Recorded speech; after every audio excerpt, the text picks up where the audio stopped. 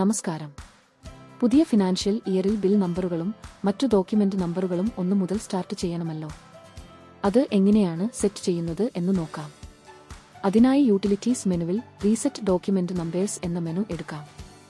അപ്പോൾ വരുന്ന സ്ക്രീനിൽ ഡോക്യുമെന്റ് നമ്പർ 1 എന്ന് ടൈപ്പ് ചെയ്യുക. എല്ലാ ഡോക്യുമെന്റിന്റെയും സ്റ്റാർട്ടിംഗ് നമ്പർ ഒരുമിച്ച് 1 മുതൽ ആക്കുവാനായി സെലക്ട് ഓൾ ടിക്ക് ചെയ്യുക. പിന്നീട് സെക്യൂരിറ്റി കോഡ് കാണുന്നത് റൈറ്റ് സൈഡിൽ ടൈപ്പ് ചെയ്യുക.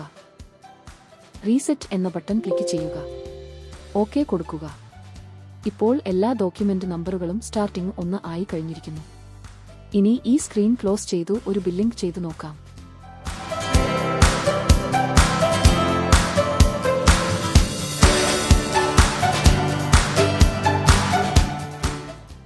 ഇപ്പോൾ ബിൽ നമ്പർ 1 ആയിരിക്കുന്നത് കാണാം.